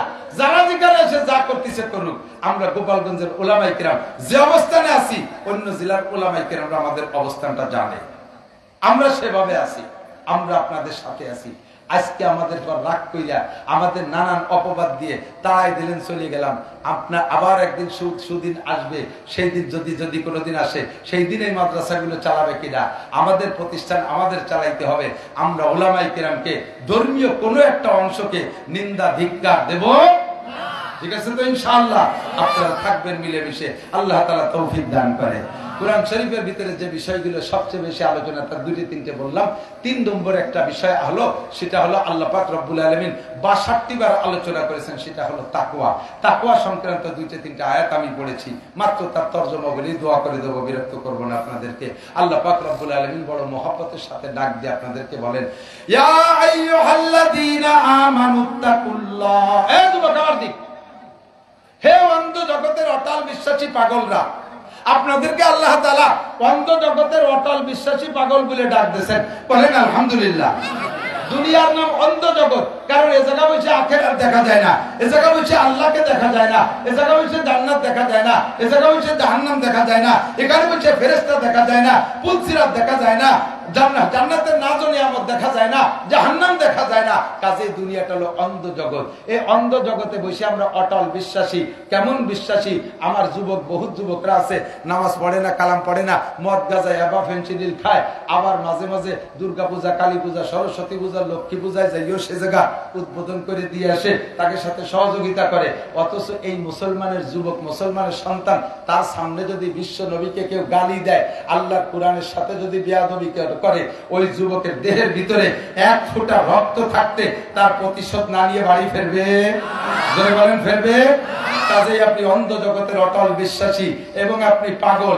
দুনিয়ার সব নাজ ও নিয়ামত ছেড়ে দিয়ে, দুনিয়ার ভোগ বিলাস ছেড়ে দিয়ে এক আল্লাহকে ধরে বসে আছেন, যার কারণে নানান নিন্দা মন্দ শুনতেছেন, অনেক শক্ত মন্দ আপনি সহ্য করে যাচ্ছেন, দুনিয়ার অনেক ভোগ বিলাস থেকে বঞ্চিত হচ্ছেন, একমাত্র আখিরাতকে বিশ্বাস করে। যেটা পাগলের স্বভাব, পাগল তার বাড়ি 10 তলা দালান ফেলাই তুইয়া রাস্তায় দিয়ে মাটি দিয়ে গড়ি খেয়ে বেড়ায়, দুনিয়ার সমস্ত ভোগ বিলাস ফেলে দিয়ে পাগলও যা করে আপনারাও তাই করেন। আল্লাহ পাক আপনাদেরকে অন্ধ জগতের অটল বিশ্বাসী পাগল বলে ডাক দিয়ে বলেন, ইত্তাকুল্লাহ, ইত্তাকুল্লাহ। বড় একটা দামি কথা, ইত্তাকুল্লাহ। ভয় করো কাকে? আরে ভয় করবো কাকে? লা নাকাবু আহাদান ইল্লাল্লাহ। আল্লাহ ছাড়া কেউকে ভয় করব? দুনিয়ার অনেককে ভয় করি, আগুনকে ভয় পাই। কেন? পোড়াইয়ে মেরে ফেলবে। আগুনের ভিতরে পড়ে গেলাম, পুড়িয়ে গেলাম, মরে গেলাম। মরার পরে কে আগুনকে ভয় করা লাগে? দুনিয়ার আগুনকে। এর সাপরে ভয় পাই কেন? ও কামড় দিলি মরে যাব, আচ্ছা দিয়েই দিল কামড়, মরিও গেলাম। মরার পরে কে আর ওই সাপরে ভয় করা লাগে? বাঘরে ভয় পাই কেন? ও ধরে ছিঁড়ে বুড়ে খেয়ে মেরে ফেলবে, আচ্ছা ধরাই পড়ে গেলাম বাঘের কাছে, ছিঁড়ে বুড়ে খেয়ে মেরে ফেললো আমাকে, আর কি ওই বাঘরে ভয় পাওয়া লাগে? এ সমস্ত ভয় সাময়িক, এ সমস্ত ভয় সাময়িক। পুলিশকে ভয় পায় ধরে জেলে দেবে, আর সরকারে ভয় পায় মামলা দিয়ে আটকায় দেবে, এটা কিছুক্ষণের জন্য। কিন্তু ভয় পাও ওই আল্লাহকে, যেই আল্লাহকে ভয় পাওয়া লাগবে কিয়ামত পর্যন্ত নয়, শুধু অনাদি অনন্তকাল। তার সামনে দাঁড়িয়ে এ আমার প্রাণ প্রিয় যুবক, আমার মুরব্বী বাবারা, 4টি প্রশ্নের জবাব আল্লাহর সামনে দাঁড়ায় দিতেই হবে। কথা বলেন, হবে কি হবে না? দুনিয়ার মানুষের সামনে মানুষের জবাব দিতে তাই আটকে যায়। বর্তমানে কি জবাজবি চলতেছে তা জানি না, কয়েক কারে কিরম ধরি ধরি কিভাবে আটকায় কি জিজ্ঞেস করতেছে জানি না। বাকি 16 বছর আগে ফখরুদ্দিন, ইয়াজউদ্দিন, মঈনুদ্দিন সরকারের সময় মনে আছে নাকি মুরব্বীকে? এ দল ও দল, আওয়ামী লীগ, বিএনপি সব দলের বড় বড় নেতাকে ধরি ধরি আটকাইছে, মেলা কিছু জিজ্ঞেস করে নাই। আরে যাদেরকে আটকাইছে ফখরুদ্দিন সাহেবকে, তাদেরকে জিজ্ঞেস করছে, মিয়া জীবনে কয়েক তো নামাজ কাজা করছে, তাই কয়ে যাও, এই জিজ্ঞেস করছেন। এই গত রমজানের রোজা রাখো নাই কে? ফখরুদ্দিন কি তাই জিজ্ঞেস করছে? কয়টা হজ খরচ হয়েছে তা করো নাই কে? এ জিজ্ঞেস করে নাই। বোরকা পরিস নাই, পরে নাই কে তোর বউ? এ জিজ্ঞেস করে নাই। আপনি কেন কাঁচা দিয়ে রিদান লাগাইছেন? তা জিজ্ঞেস করে নাই। আপনি কেন সুদ খাইছেন? তা আপনারা জিজ্ঞেস করে নাই। আপনি কেন কি বলা হয় পরের মাথায় বাড়ি মারছেন? তা আপনারা জিজ্ঞেস করে নাই। সব নেতাকে একটা মাত্র প্রশ্ন করছে, আন মালিহি মিন আইনা তাসাবা ফিমা আনফাকা। সিরাগঞ্জি ভাঙ্গা সুটকে নিয়ে ঢাকা আসলে, আর পরে বিশাল ভবনের মালিক হয়ে গেলে, এই যে কোত্থেকে হইলা, আসলে তুমি রিক্সা চালাইতে, আসার পরে তুমি শিল্পপতি হয়ে গেলে, আসলে তুমি গার্মেন্টসের চাকরিজীবী হইয়া, আসার পরে তুমি কোটিপতি হয়ে গেলে, এই টাকা কোত্থেকে পাইলা? মাত্র 1 টাকার হিসাব নেছে। কথা বলেন ঠিক কি ঠিক না? আর সমস্ত এ দল ও দল সব দলের নেতারা একটা হিসাব দিতে যে ধরা পড়ে গেছে, মালিকের সামনে 4টি প্রশ্নের জবাব দেওয়া লাগবে। আন উমরিহি ফিমা আপনা, আন উমরিহি ফিমা আপনা। আপনার 70-80 বছরের জীবন কোথায় কতটুকু কাটাইছেন একটু কয়ে যান। সাহস আছে কোন বাপের বেটার? পারবেন বলতে? আমি পারবো না, আমি জবাব দিতে পারবো না, আমার জিন্দেগির হিসাব আমি দিতে পারবো না। কারণ আজকে বৃহস্পতিবার, গত বৃহস্পতিবার সকালে কি খাইছি সেই কথা মনে নাই, আছে? আর এই 70-80 বছরের হিসাব আমি কিভাবে দেব? এই হিসাবের ভয়, আমি আল্লাহকে ভয় পাই। সিদ্দিকা আয়েশা বলে, হুজুর আমরাও কি হিসেবে আটকে যাব? হুজুর বলে, আয়েশা মানহুসি বা নৌকেশা, বিনা হিসাবে পার হতে পারানোকে চেষ্টা করো, হিসাবের কাঠগড়ায় দাঁড় হবে যে সেই বিপদে পড়িয়া যাইবে। বিনা হিসাবে পার হতে পারো কি তাই দেখো। ইত্তাকুল্লাহ, ভয় পাও আল্লাহকে, ওখানে দাঁড়িয়ে তোমাকে হিসাব দেওয়াই লাগবে। এ দোস্ত, যারা বিমানে চড়ছেন তাদের সাথে আমার একটু আলাপ করতে সহজ হবে। বিমানে উঠতে গেলে ইমিগ্রেশন আছে, ইমিগ্রেশন না? বিমানে যারা উঠছে, হাজি সাহেবরা তো অবশ্যই জানে, বিদেশ করছেন তারা জানে। ইমিগ্রেশনের 4টি ইমিগ্রেশন। কয়টা? 1 নম্বরে পাসপোর্ট ইমিগ্রেশন, আপনার পাসপোর্ট সহি কিনা বিদেশ যাইতে গেলে। 2 নম্বরে আপনার টিকিট ইমিগ্রেশন, ঠিক আছে কিনা। 3 নম্বরে আপনার ব্যাগেজ, মাল ব্যাগেজ ইমিগ্রেশন, লাগেজ ইমিগ্রেশন, ওর ভিতরে অবৈধ কিছু আছে কিনা। 4 নম্বরে আপনার বডি ইমিগ্রেশন, দেহের মধ্যে কিছু নিয়ে যাচ্ছেন নাকি। অনেকে বলে পেট ভরে সোনা খাইয়ে আইছে, বাংলাদেশে পায়খানা করে সেই সোনা নেছে, সুবহানাল্লাহ। আমি একবার এই ইমিগ্রেশনের দ্বারা পড়ে গেছি, আল্লাহু আকবার। পাসপোর্ট ইমিগ্রেশন মালয়েশিয়া যাওয়ার সময় পাসপোর্ট ইমিগ্রেশনে ওকে, টিকিট ইমিগ্রেশনে ওকে, লাগেজ ইমিগ্রেশনে ওকে, লাস্টে যে বডি ইমিগ্রেশনে ধরা পড়ে গেছে। মেশিনের ভিতরে দাঁড়াই, অমনি রিং করে ওঠে, লাল বাতি জ্বলে। যারা ইমিগ্রেশন করতেছে সবই আমার ওয়াজের শ্রোতা, ওরাও লজ্জা পাচ্ছে। কি হলো, হুজুরের বডির মধ্যে কি আছে? সব কিছু খুলে বুলিয়ে দিয়ে দিছি, পকেটে যা যা আছে সব। তারপরও রিং করে। এখন আমি লজ্জা পাচ্ছি, ওরাও লজ্জা পাচ্ছে। ওরাও ধরতে পারে না কোন জায়গা কি আছে। নিজেও আগাগুলা সব জায়গায় যা দূর হাত দিয়ে যায়, টোয়াইটায় দেখলাম কোন জায়গায় কিছু নাই। কি করবো, লজ্জায় পড়ে গেছি। এর মধ্যে একটা মহিলা ফেরেশতা আইছে, মহিলা আইছে। ও কি যেন একটা মেশিন আইয়া আমার দিকে এরকম ধরে একটা চাপ দিল, কয় যে হুজুর আপনার এই বুক পকেটের ভিতরে একটা পকেট ডায়েরি আছে, ওর ডায়ালের মধ্যে দেখেন একটা বেলেট আছে। কিভাবে এই মারে ফাতল আমার এই জায়গার বুলেট আছে, খুলে দেই যে সত্যি বেলেট। কবে যেন নখ কাটছি, কোন জায়গা থেকে ফেলাতে ফেলাবো, ওর মধ্যে ঢুকাই দিয়েছি, তাই সেই অবস্থা রয়েছে। এর জন্য আমার বডি ওকে না। দুনিয়ার মানুষের কাছে যদি এরকম ইমিগ্রেশনে ধরা পড়ে যেতে হয়, আল্লাহ পাক রব্বুল আলামিনের কুদরতি মেশিন। ও যুবক, হাসি উড়াই দিস না। কবে কোন বাগানে দাঁড়ায় গাঁজা খাইছিস, কোন কলেজের পিছনে দাঁড়ায় দুইজন হাসাহাসি করেছিস, সেদনা সেদনি করছিস, রাত 12টা 1টার পরে কম্বলের তলে যাইয়ে ফেসবুক দেখছিস, সব কিন্তু ইমিগ্রেশনে ধরা পড়ে যাবে। ধরা পড়বে। আর উমরিহি ফিমা আপনা, 4 ইমিগ্রেশনের পরে তারপরে তোমাকে বিমানের গাড়িতে কইরা বিমানে উঠতে দেবে। এটা যদি হয় দুনিয়ার ইমিগ্রেশন, আল্লাহর কাছে তোমার 4টি ইমিগ্রেশনের 1 নম্বর ইমিগ্রেশন আন উমরিহি ফিমা আপনা কারহাবা কালকে জারি জুমলা রাস বা খুদা তাসবির হিলা কায়রাবাস। দুনিয়ার সবকিছু সুন্দর, তোমার আখিরাত অসুন্দর কেন? এই এলাকায় কত আলেম ওলামা, আমি তো ছোটবেলায় পড়ে গেছি, আজ থেকে প্রায় 70, 38, 37 বা 40 বছর আগে পড়ছি, কাফিয়া পড়ে গেছি এখানে। সেই সময় দেখতাম এই এলাকার মাদ্রাসার ছাত্ররা বাড়ি বাড়ি ছাত্রদেরকে লজিংই খানা খাইতে যাইয়া লজিংই পড়ায়। তাহলে এতদিন পর্যন্ত যদি পড়ায়, তাহলে এই এলাকার কোনো মানুষ কোরআন শরীফ শুদ্ধ করে পড়তে বাকি থাকে না। এত হুজুরের মধ্যে তোমার কোরআন শরীফটা পড়া শুদ্ধ না কেন? এত হুজুরের মধ্যে তোমার নামাজটা সুন্দর না কেন? এত হুজুরের মধ্যে তোমার দোয়া কুনুতটা সুন্দর না কেন? এত হুজুরের মধ্যে তুমি ইকামত দিতে পারো না কেন? এত হুজুরের মধ্যে থেকে তুমি আজান দিতে দিশে পারো না কেন? এত হুজুরের মধ্যে দোয়া মাসুরাটা কেন শেখো নাই? এত হুজুরের মধ্যে থেকে দাড়িটা রাখা শিখিস নাই কেন? এত হুজুরের মধ্যে থেকে তোর চুলির অবস্থা কেন? তুই কুত্তো চুলা দিয়ে একেবারে গাছ শেষি বেড়াই দিচ্ছি, উপরে যাই আবার সাইডে মেসি কাঠি রেখে দিছি। গোটা জীবনের হিসাব দেওয়া লাগবে, লাগবে। 2 নম্বরে আন শাবাবিহি ফিমা আল্লাহ, বিশেষ করে ভয় কেন পাবো আল্লাহকে? আল্লাহর সামনে দাঁড়ায় হিসাব দেওয়া লাগবে, আল্লাহর সামনে দাঁড়ায় হিসাব দেওয়া লাগবে। আরে ফখরুদ্দিনের সামনে না, আরে ডক্টর ইউনূসের সামনে না, আরে ইয়াজউদ্দিনের সামনে না, মঈনুদ্দিনের সামনে না, শেখ হাসিনার সামনে না, খালেদা জিয়ার সামনে না। এ সব গোষ্ঠী যুদ্ধ আটকে যাবে আমাদের চাইতে আগে। আমাকে আপনাকে জবাব দেওয়া লাগবে, যৌবনকালটা কোথায় কাটাইছো কয়ে যাও। যৌবনকালে যা করা যায় বৃদ্ধকালে তা করা যায় না। যৌবনকালে ইচ্ছা করলে শেষ রাত্রে, শীতের রাত্রে উঠা ঠান্ডা পানিতে গোসল করে তাহাজ্জুদ পড়া যায় ফজর পর্যন্ত। কথা কন। আর বুড়ো হয়ে গেলে ওক্তের অজুতায় ওক্তে বানাতে জান্ডা বেরোয় যায়। গরম পানি দিয়ে অজু বানায় দেয়, শীতকালে এই হাত দুই এই হাতের দ্বারে আসতে এসে এই হাত প্যারালাইসিস শেষ হয়ে যাবে, ভেঙে নিয়ে আসছে, তাড়াতাড়ি জ্যাকেট গায়ে দিয়ে দেয়। কথা কন। বুড়ো হয়ে গেলে যৌবনকালে তুমি সকাল 9টায় গোসল করছো, গোসলেরও যদি ঈশার নামাজ পড়ে শুতে পারো, এমন সুন্দর সুন্দর স্বাস্থ্যওয়ালা ছেলের আছে। তবে আশা করি ইদানিং নাই, সবগুলো শেষ হয়ে গেছে, সব ডিলে হয়ে গেছে, সব ডায়াবেটিস। 16-18 বছরে পোলাপান ডায়াবেটিসের রোগী, 3 ভাইয়ের আটতে গেলে হতে 4 বার পেশাব করা লাগে। তবে যদি স্বাস্থ্য ভালো থাকে 9টার গোসলেরও যদি হিসাব করতে পারো। আর বুড়ো মানুষ 1 ওয়াক্তের নামাজ, 1 ওয়াক্তে 3 প্রকারের নামাজ পড়তে 3 বার ওযু বানানো লাগে। চোখের সামনে দেখছি। আমার আব্বা খুব শক্তিশালী মানুষ ছিল, ওযু বানায় গেছে মসজিদে, যোহরের নামাজ 4 রাকাত সুন্নাত পড়াতে পড়ার পর যে তলপেট চিপে ধরে বের হয়ে যাচ্ছে। আব্বা ফরজ পড়বেন না? কয় না, পেশাব করে আসি। পেশাব করে এসে ফরজ পড়ছে, আবার গেল না মসজিদে। আবার এক জারি দিয়ে বার হয়ে যাইয়া আবার পেশাব করে ওযু করে এসে আর 2 রাকাত সুন্নাত পড়া লাগে। এক ওয়াক্তে 3 প্রকারের নামাজ পড়তে 3 বার ওযু করা লাগে। আর যৌবনকালে সকালেও যদি ঈশার নামাজ পড়া যায়, কাজেই যৌবনকালের মেশিনের কাছে আল্লাহ পাকের দাবি বেশি। আন শাবাবিহি ফিমা আবলা, যৌবনকালটা কোথায় লাগাইছো বলে যাও। ইচ্ছা করলে বাইসাইকেল চালায় তুমি ইস্তেমার মাঠে যেতে পারবা, ইচ্ছা করলে বাসবাড়ি থেকে বাইসাইকেল চালায় সরমনের ময়দানে যাইতে পারবা, ইচ্ছা করলে গহরডাঙ্গা প্রত্যেকদিন হাইটে যাইয়া 27, 28, 29 নভেম্বরের মাহফিল শুনতে পারবা। এটা হলো যৌবনকালের শক্তি। আর বৃদ্ধ বয়সে কিছুই করা সম্ভব না। এই জন্য এই কালটাকে আল্লাহ পাক বেশি বেশি কড়াকড়ির সাথে ধরবে। এই জন্য আল্লাহকে ভয় পাই। 2 নম্বর 3 নম্বর আন মালিহি কুনাইনা কাসাবা ফিমা আনফাকা, মাল কোত্থেকে কামাই করছো?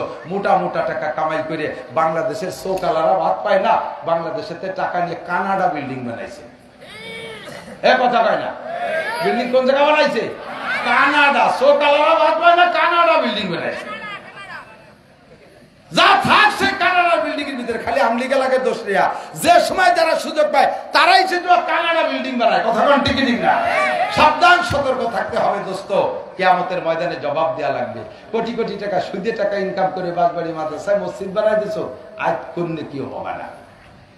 ঘুষ খাইয়ে কামাই করে কাবা ঘরের গিলাপ দিয়ে দিছো, অর্ধেক নেকিও পাবে না, ঈমান নষ্ট হয়ে যাবে। মিন আইনা ইকতাসাবা ফিমা আনফাকা, কোত্থেকে কামাই করেছো, কোথায় খরচ করেছো বলে যাও। 4 নম্বর হলো এইগুলোকে আল্লাহর কাছে জবাব দিতে হবে, সেই ভয় পাই।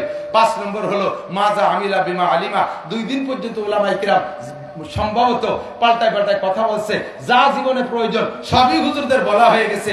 আমার আপনার জিন্দেগিতে যা দরকার খুঁটে খুঁটে হুজুররা সবই শুনে দিয়েছে। এই জানা কথাগুলোর পর কতটুকু আমল করছো জবাব দিয়ে যাও। যদি এই জবাবের চিন্তা থাকে তার নাম হলো ভয়। আল্লাহ পাক রব্বুল আলামিন ইত্তাকুল্লাহ, আল্লাহকে ভয় করো হাক্কা তুকাতিহি, যেমন ভয় করা দরকার। রব্বুল আলামিন তাকওয়া তো একটা ইবাদত, শুনেছি সব ইবাদতের প্রতিদান তুমি আখিরাতেও দাও, দুনিয়ায়ও দাও। তাকওয়ার বিনিময়ে তুমি কি দাও? আখিরাত তো পাবোই, তাকওয়ার বিনিময়ে আখিরাত পাবো। দুনিয়ায় তাকওয়ার বিনিময়ে কি আছে? 2 দিন যে কথা মাত্র বলে দোয়া করে দেব। 1 নম্বরে তাকওয়ার বিনিময়ে আল্লাহ পাক বলেন, ওয়া মাইয়াত্তাকিল্লাহা ইয়াজআল লাহু মাখরাজা ওয়া ইয়ারযুকহু মিন হাইসু লা ইয়াহতাসিব। যারা আল্লাহকে ভয় পায়, যার মধ্যে তাকওয়া আছে, আল্লাহ পাক এই ব্যক্তিকে হাজারো বিপদ থেকে তার কুদরতি হাতে ধরে বাঁচাইয়া দেয়। ওয়া ইয়ারযুকহু মিন হাইসু লা ইয়াহতাসিব। 1 নম্বরে তাকওয়ার বিনিময় দুনিয়ায় হাজারো বিপদ থাকলে তার থেকে বেরিয়ে যাওয়ার পথ পেয়ে যাবা। 2 নম্বরে আল্লাহ পাক ধারণার বাহির স্থান থেকে রিজিকের ব্যবস্থা করে দেবে। দোস্তরে কিসসা সবাই জানেন, ছোট্ট অল্প করে একটু বলি। ইউসুফ নবী আলাইহিস সালাতু ওয়াস সালামকে জুলাইখা জেলখানার তার ঘরের মধ্যে আটকাইছে। জুলাইখা ইউসুফ নবীকে আটকাইছে। হ্যাঁ যুবক আমার, ইউসুফ নবীকে জুলাইখা আটকালো কেন? ইউসুফ নবীকে আল্লাহ পাক এমন রূপ আর চেহারা দিয়েছিলেন, তাফসীরে জালালাইনের মধ্যে লেখে আল্লাহ পাক তাকে গোটা মানব জাতির চেহারার অর্ধেক একা ইউসুফ আলাইহিস সালামকে দিয়েছিলেন। আর যে অর্ধেক, সেই অর্ধেকের অর্ধেক দিয়েছে ইউসুফ আলাইহিস সালামের দাদিরে। তা দাদি আর পুতা মিলে 75%। আর যে চাইলে না, তাই সারা দুনিয়া কিয়ামত পর্যন্ত মানুষের জন্য ভাগ হইছে। তারই একটু একটু সবাই ভাগে পাইছি। এর ভাগে এই রূপের ফেলায় যুবকরা একজনের প্রতি একজন আশেক হইয়া কচু গাছের সাথে গলায় দড়ি নিয়ে মরে, টাওয়ারের তে লাফাই পড়ে মরে শহীদ হয়ে যায়। আর ইউসুফ নবীরে পুরো রূপের অর্ধেক দান করছে। তাহলে মানুষটা কেমন ছিল? জুলাইখা ভরা যৌবনের মহিলা, সহ্য করতে না পাইরা ঘরের ভিতরে নিয়ে আটকাইছে। ইউসুফকে তো আল্লাহ তাআলা নবী বানাবেন। যত নবীকে আল্লাহ নবী বানাইছে তাদেরকে আল্লাহ তাআলা যৌবন কাল থেকে না বরক বলেন, শিশুকাল থেকে তাদেরকে সেইভাবে গড়ে উঠাইছে। একটাও গুনার ভিতরে তাদেরকে ঢুকতে দেয় নাই। আল্লাহ তাআলা নিজেই পাহারাদারি করে তাদেরকে হেফাজত করে রেখেছে। তো ইউসুফ আলাইহিস সালামকে যখন ঘরে আটকাবে, আগে থেকে তো জুলাইখার প্ল্যান প্রোগ্রাম আছে। ঘরের ভিতরে দরজায় স্বাভাবিকভাবে তালা দেওয়ার ব্যবস্থা থাকে, বাইরে দিয়ে ভিতরে তাকে খিল বা ছিটকেনি নাকি বলেন, ভিতরে তালা দেওয়ার ব্যবস্থা খুব কমই থাকে। তো সে সময় ছিল না। তো ইউসুফ যাতে খিল খুলে বেরোয় না যেতে পারে, এই জন্য জুলাইখা আগে মিস্ত্রিদের ভিতর দিয়ে তালারও ব্যবস্থা করে এনেছে। ভিতরে নিয়া ঘরের ভিতরে আটকাইয়া টলমলে যুবতী সুন্দরী জুলাইখা, সেও বিশ্ব সুন্দরীদের মধ্যে একজন। আজিজে মেসের মিশরীদের রূপ এখনো পর্যন্ত ভালো, এখনো পর্যন্ত বিশ্বের ভিতরে সবচেয়ে সুন্দরী মিশরী মহিলারা, পুরুষরা। এই জুলাইখা ইউসুফ আলাইহিস সালামের ঘরের ভিতরে নিয়ে গায়ের সম্পূর্ণ কাপড় তার সামনে খুলে ফেলাইছে। একজন কয় আলহামদুলিল্লাহ। কি বুঝাবো জোরে কন্যা নাউজুবিল্লাহ। আমার দিক টাকা এহেন মুহূর্তে নির্জনে কোন মহিলা যদি কোন যুবকরে এত ব্যবস্থা নিজের পক্ষ থেকে করে নিয়া এমন একটা পরিস্থিতি সামনে তৈরি করে, ইমান ঠিক রাখা কত কঠিন। যুবক না, বুড়ো মানুষ পর্যন্ত ইমান ঠিক রাখতে পারবে না, ঠিক কিনা? ইউসুফ আলাইহিস সালাতু ওয়াস সালামকে আল্লাহ তাআলা বাঁচাবেন বিধায় তার ভিতরে এমন ভয় সৃষ্টি করে দিয়েছে। এই ভয়ে, আল্লাহর এই তাকওয়া, এই ভয়ে সে বাঁচার জন্য চেষ্টা করতেছে, খুঁজতেছে, উপায় খুঁজতেছে। ইতিমধ্যে দেখে জুলাইখার মূর্তি, জুলাইখা ছিল মূর্তি পূজারী, ওর ওই ঘরের ভিতরে মূর্তি থাকে। সেই মূর্তিকে তো হিন্দুরা যে দেখেন না, সকালবেলা উঠে কুর্নিশ করে, উড়ু উড়ু দেয়, ইত্যাদি ইত্যাদি করে। জুলাইখা এইভাবে পূজা পাঠ করে। মূর্তিটা ঘরের ভিতরে এই তার রুমের মধ্যে, সেই মূর্তির মুখ মাথা কালো কাপড় দিয়ে বাঁধে দেওয়া রয়েছে পেছানো। ইউসুফ আলাইহিস সালাম বললেন, এটা কি জিনিস? যে এটা আমার ভগবান, এটাকে আমি পূজা করি। তার মুখ মাথা কালা কাপড় দিয়ে বাঁধছেন কে? যে এখন যে কাজ করতে যাচ্ছি ভগবানের সামনে, চোখের সামনে এই কাজ করা যায় না, তাই তার চোখ বেঁধে থুইছি যাতে ভগবান না দেখে। ইউসুফ আলাইহিস সালাম সুযোগ পেয়ে কয়, তুমি যারা পূজা করো, তোমার ভগবানের চোখ কালা কাপড় দিয়ে বাঁধতে তুলি দেখে না, আমি যার ইবাদত করি তার চোখ কালা কাপড় দিয়ে বাঁধা যায় না। তো তোমার ওই মাটি মূর্তির সামনে যদি এই আকাম না করা যায়, আমার ওই আল্লাহর সামনে এই কাম করা সম্ভব। ইন্নী আখাফুল্লাহ, আমি আল্লাহরে ভয় পাই। এর মধ্যে দেখে ইয়াকুব আলাইহিস সালাম, ইউসুফ আলাইহিস সালামের আব্বা ওই ঘরের মধ্যে আঙ্গুল কামড়ায় ধরে বসে রয়েছে, আঙ্গুল কামড়ায় ধরে বসে রয়েছে। এই জায়গায় ইউসুফ আলাইহিস সালামের কাছে ইয়াকুব আলাইহিস সালাম আসার তো কোনো কল্পনাই করা যায় না। ইয়াকুব আলাইহিস সালাম তো জানেও না যে আমার ইউসুফ বেঁচে আছে কিনা। বাইরে যে কইছে বাগে খেয়ে ফেলাইছে, বেঁচে আছে না মারা গেছে তাও জানে না, আর থাকলেও কোন জায়গা আছে তা জানে না। ওই ঘরের মধ্যে ইয়াকুব আলাইহিস সালাম আসলেন প্রত্যেকে আল্লাহ পাক যাকে বাঁচানোর চেষ্টা করে, যে আল্লাহকে ভয় পায়, আল্লাহ তাআলা তাকে বাঁচানোর ব্যবস্থা করে দেয়। ওই জায়গায় ইয়াকুব আলাইহিস সালামকে পাঠায় দিয়েছে, আর বাপের সামনে ছেলেতে এ কাম করতে পারে না। এইটা দেখেই উনি ভয়তে দৌড় মারছে, আর দরজার কাছে গেছে তো খটখট করে তালাগুলো খুলে গেছে, একের পর এক 7টা দরজা খুলে গেছে। কন্যা সুবহানাল্লাহ। ওমাইয়াত্তাকিল্লাহ ইয়াজআল লাহু মাখরাজা, যে আল্লাহকে ভয় পায় আল্লাহ তাআলা তাকে বাঁচানোর জন্য ব্যবস্থা করেই দেয়। ও দোস্ত, ওয়ারযুকহু মিন হাইসু লা ইয়াহতাসিব, ধারণার বাহির স্থান থেকে উত্তম রিজিকের ব্যবস্থা করে দেয়। এরপরে খাটলেন জেল, এরপরে জেল খাটা থেকে বেরোলেন, জেলে তো গেছেন জুলাইখার প্ররোচনায়, এরপরে গেছেন জেলে, জেলের থেকে বেরোইলেন। বেরোনোর পরে আল্লাহ তাআলা ধীরে ধীরে সম্মান কোথায় নিয়েছে, ধীরে ধীরে কথা কোথায় সম্মান নিয়েছে। ওই জুলাইখার স্বামী আজিজে মেসের মারা গেছে প্রেসিডেন্ট, এরপরে সেই জায়গায় হযরত ইউসুফ আলাইহিস সালামকে আল্লাহ তাআলা প্রথম বানাইছে খাদ্যমন্ত্রী, এরপরে বানাইছে প্রেসিডেন্ট। কন্যা সুবহানাল্লাহ। জুলাইখা তখন মাজুল হয়ে গেছে, সরকারি সুযোগ সুবিধা সবকিছু থেকে বঞ্চিত। দীর্ঘদিন পর্যন্ত প্রেসিডেন্টের স্ত্রী থেকে সোনা দানা টাকা পয়সা বহুত জমা করছে, এই সব সহ চলে গেছে বাড়ি। বাড়ি যাইয়া এবার এখনো পর্যন্ত ইউসুফ আলাইহিস সালামের মহব্বত ছাড়তে পারে নাই, ইউসুফের মহব্বত ছাড়তে পারে নাই। ইউসুফ আলাইহিস সালাম তখন তো প্রেসিডেন্ট, এখন জুলাইখা বুড়ো অতি অতি অতি অতি কুজো হয়ে গেছে, চোখের এই পর্দা ঝুলিয়ে এসে চোখও বন্ধ হয়ে গেছে, চোখেও দেখে না। গায়ের চামড়া গরুর গলার মতো ঝুলিয়ে গেছে, হাতের চামড়া এরকম লম্বা হয়ে গেছে, এতখানি ঝুলিয়ে গেছে, কুজো হয়ে গেছে। যেই টাকা পয়সা সরকারি ভাবে নিছিল সব টাকা খরচ করছে ইউসুফ আলাইহিস সালামকে পাওয়ার জন্য। এক একজনের ধরে আর কয়, এই ইউসুফ হিন্দি বলে যায়, ইউসুফের সাথে একটু আমার দেখা করাই দিবি? কয় যে দেখা করাই দিতে পারি, 50,000 টাকা লাগবে। বিটি মানুষ ফকুই দিয়ে টাকা নিয়ে গেছে, ও টাকা খেয়ে দিয়ে চলে গেছে। আমাকে চট্টগ্রাম এক হুজুর ছিলেন, বুজুর্গ হুজুর। ওই বুজুর শীতকালে দিন হুজুর পাহাড়ি এলাকায় মাদ্রাসা, তো পাহাড়ি শিয়ালে শেষ রাত্রি ডাকতেছে, ধুম মানে সন্ধ্যা রাত্রি ডাকতেছে, দুমা বেগে ডাকতেছে। এখন হুজুর কয়, এই শিয়াল গুলো ডাকে কে? কয় যে হুজুর ওই শিয়াল গুলো শীতের যন্ত্রণায় ডাকতেছে। হুজুর একটা মাইটি আড়ির মধ্যে কিছু পয়সা তো ব্যাংক এক ঠিলে ভরিয়ে গেছে, কয় যে এই টাকা নিয়ে যাই ওই শিয়ালকে কম্বল কিনে দিয়ে। ছাত্ররা তো ছাত্ররা, তাদের ভটকা কম না, ওরা যে আড়ি ভরে টাকা দিয়ে ভাগ করে নিয়ে জিরে খাইয়ে দিয়ে বেড়াইছে, শিয়ালটা কি কম্বল কিনে দেয়নি। পরের দিন আইসা ক্লাসে এসে কয় আজকে আবার রাতে ক্লাসের সময় শিয়াল ডাকতেছে। এই শিয়াল ডাকে কে? তোরা কম্বল দিস নেই? কয় যে শোকরা দিয়ে এসেছে। আজকে ডাকে মানে শোকরা দিয়ে এসেছে, কম্বল পাইয়ে কানে আলারে এভাবে মারিয়ে খাইয়ে যায়। আমাদের বাংলাদেশে এরকম শিয়াল আছে না নাই কথা কয়?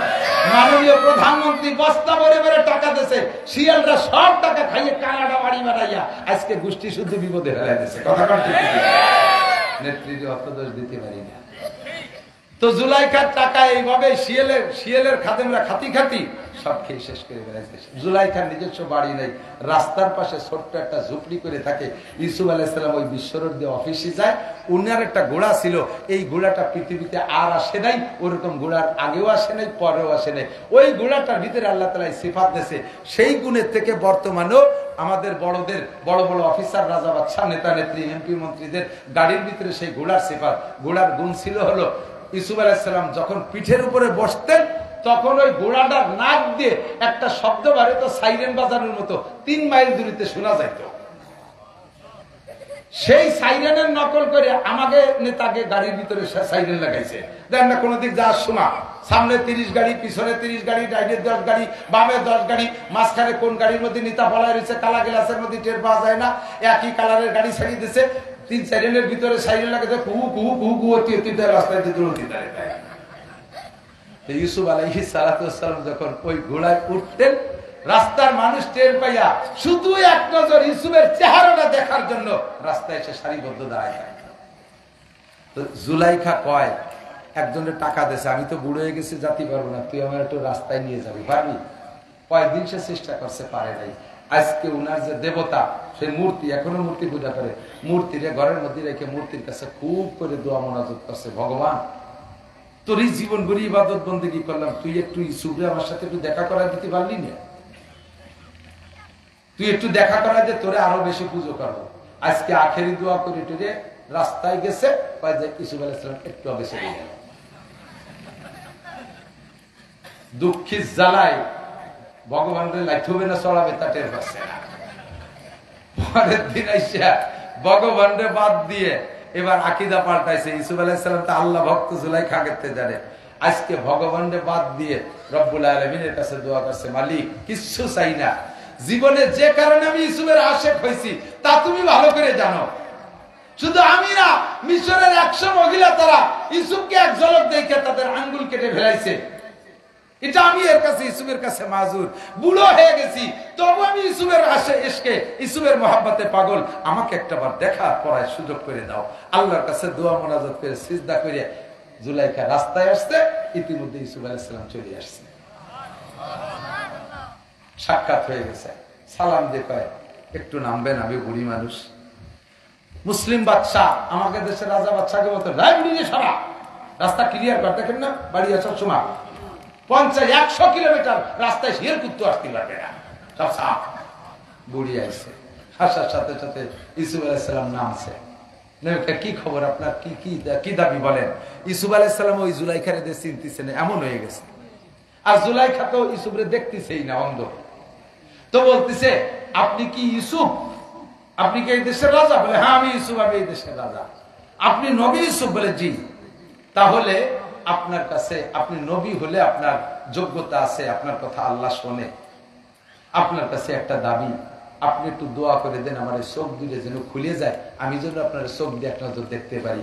আপনার দেখার জন্য বহুত সম্পদ ছিল, সব শেষ করে ফেলাইছি, কোনোদিন নাগালে পাই না, আজকে পাইছি, একটু দোয়া করেন আমার চোখ দুটো ভালো হোক, একটু আপনার পরাণ করে দেখবো। ইউসুফ আলাইহিস সালামকে, আল্লাহ তুমি এই বুড়ির চোখ ভালো করে দাও, দেশের চোখ ভালো করে। এখন ইউসুফ আলাইহিস বুড়ি চোখ খুলে দেখে যে হ্যাঁ সেই ছবি ঠিক আছে। আর কি 3টে দাবি, তার একটা হলো চোখ ভালো করা, সেটা তো করে দিয়েছেন। আর একটা দাবি আপনি বললে হয়ে যাবে, দেখেন যে আপনার দোয়া কবুল হলো, সাথে সাথে চোখ ভালো হলো, ওটাও বললে হবে। আপনি আল্লাহর কাছে দোয়া করেন, আমি পুনরায় যৌবন ফিরে পেতে চাই, আমি 16 বছরে যুবতী হতে চাই। ইউসুফ আলাইহিস সালাম, আল্লাহ এ বুড়ো মানুষটা চাচ্ছে, তার একটু যুবতী বানাই দাও। বলার সাথে সাথে জুলাইখা 16 বছরে যুবতী হয়ে গেছে।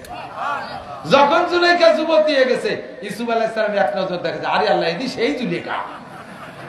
এখন উনি হয়তো আল্লাহ কোন বিপদে পড়ে গেল, বুড়ি ছিল তো ভালোই ছিল। যাই হোক, আবার তো হয়ে গেছে। 3 নম্বর দাবি কি? আমারে বিয়ে করতে হবে। সারাটা জীবন আপনার অপেক্ষায় রয়েছি। বহুত অন্যায় করতে গেছি, আল্লাহ আপনারও বাঁচাইছে, আমারও বাঁচাইছে। নিজেদের চরিত্র হেফাজত করেছি। আপনার পরে আমি কোথাও আমার যৌন চরিতার্থ করি নাই, অন্যায় ভাবে আমি কোথাও কিছু করি নাই। আমার দেহকে, আমার সতীত্বকে আমি পাহারা দিয়ে রেখেছি। সারা জীবন সাধনা করছি, দুনিয়ায় না হলে আখিরাতে আপনার কাছে আমি যাবই যাব। আল্লাহ তাআলা অ্যারেঞ্জ করে দিয়েছে। তাফসীরে জালালাইনের হাসিয়ার ভিতরে উলামায়ে কেরাম খুঁজলে পাবেন, দেখবেন যা বলছি হুবহু লেখা আছে। এরপরে দাবি করছে এখন ইউসুফ আলাইহিস সালাম কয়, আমি তো বিয়ে করছি, ছেলে মেয়ে আছি, আমার তো আর স্ত্রীর দরকার না, আপনি ওয়া সময় বিপদে আমারে কেন ফেলালেন কন্দি দেই। এখন এই আমকমতেছে ইউসুফ আলাইহিস সালাম, জিবরিল আলাইহিস সালাম আসছে ইতিমধ্যে, নবী তো ওহী আসছে। কি খবর যে ইউসুফ নবী?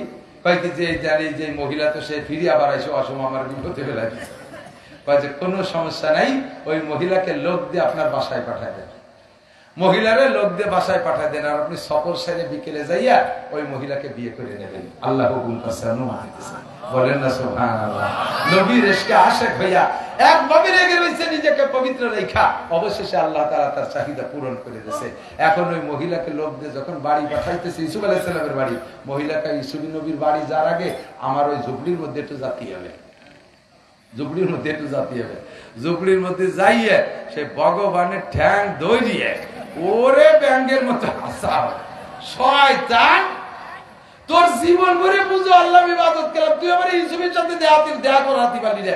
আরে একবার কইছি আমার আল্লাহ রে, সেই আল্লাহ আমার ইউসুফের সাথে দেখা করাই দিয়ে আমার সব পাল্টা ফেলাতেছে। তোরে পুজো দেব যে জায়গাতে যায়, ওরে ভাঙ্গে সুরি হাত পা মোয়া হইয়ে পানিতে ডুবই ডুবই ধুইয়ে তারপরে ইউসুফ আলাইহিস সালামের বাসায় গেছে। যথারীতি বিয়ে হয়ে গেছে। ইউসুফ আলাইহিস সালামের আরো স্ত্রী ছিল, বলা হয় যে অন্য কোন স্ত্রীর পেটে সন্তানও হয় নাই। এই জুলাইখার পেটে আল্লাহ তাআলা 3টে সন্তান দান করেছে। সেই 3 সন্তানের মাধ্যমে যাইতে যাইতে সন্তানের একটা মেয়ের নাম রহিমা, একটা মেয়ের নাম রহিমা। ওই রহিমাকে আল্লাহ তাআলা আবার বিয়ে করা দিয়েছে হযরত আইয়ুব আলাইহিস সালামের সাথে। সে আইয়ুব আলাইহিস সালামকে 18 বছর পুকার বাসাটা খেদমত করছে এই রহিমা, বংশীয় ঘরে নবীর বংশ।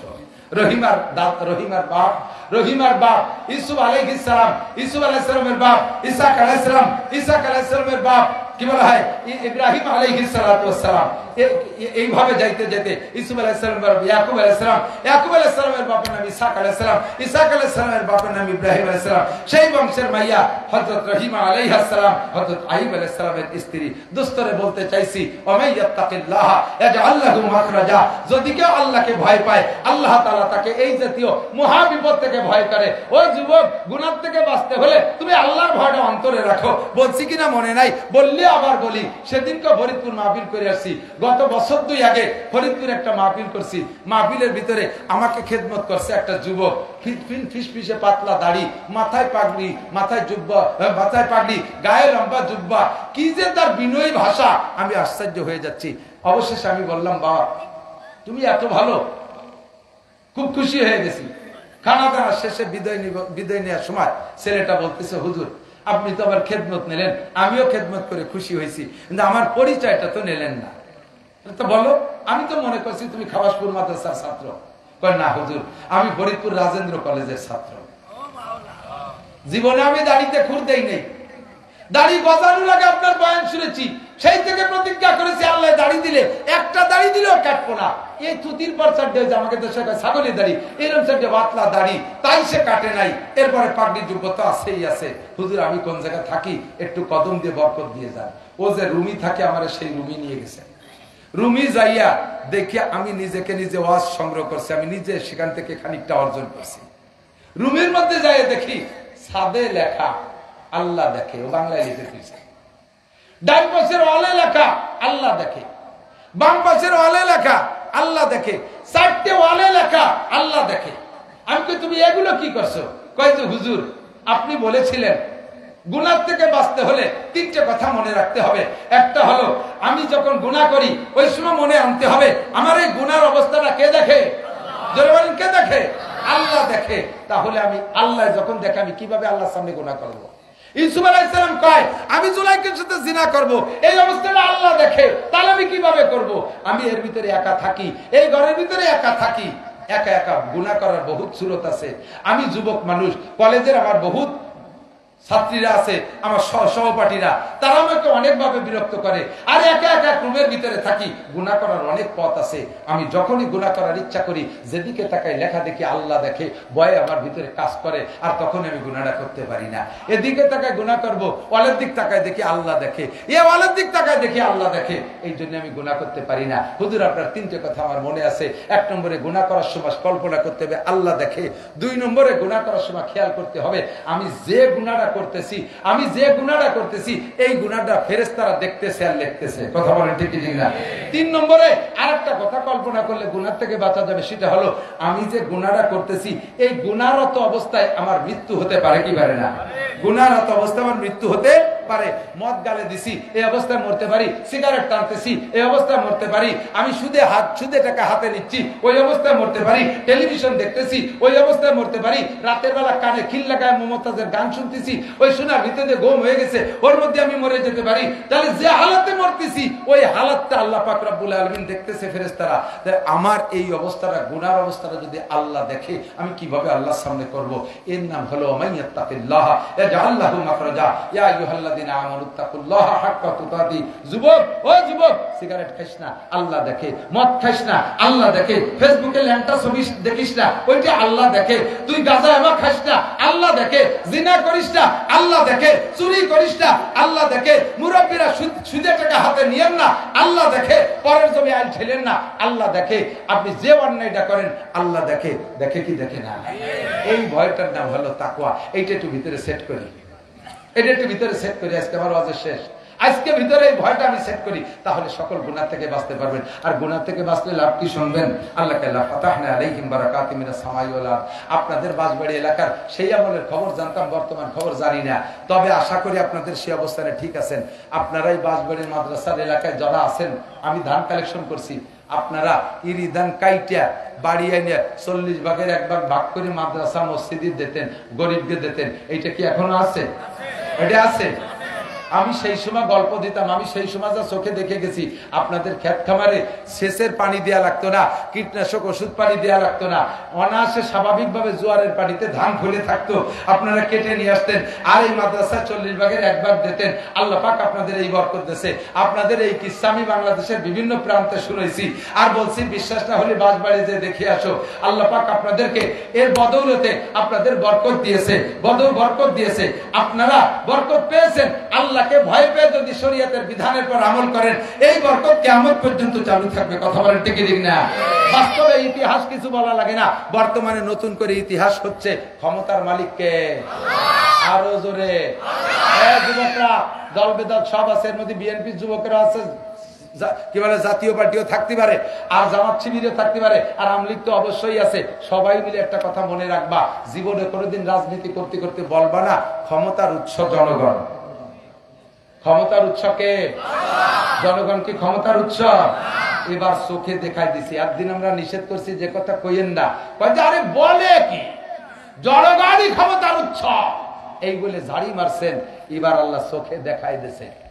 মাননীয় প্রধানমন্ত্রী জননেত্রী শেখ হাসিনার সাথে তখনো পর্যন্ত সরকারি পাওয়ার রয়েছে, উনি ছেড়ে যাওয়ার আগ পর্যন্ত ছিল না, সরকারি পাওয়ার আছে। গোটা বাংলাদেশের ভোট দেন আর না দেন, আওয়ামী লীগ যারা সবাই উনার সাথে ছিলেন না, যে যেখানে থাকেন ছিলেন না।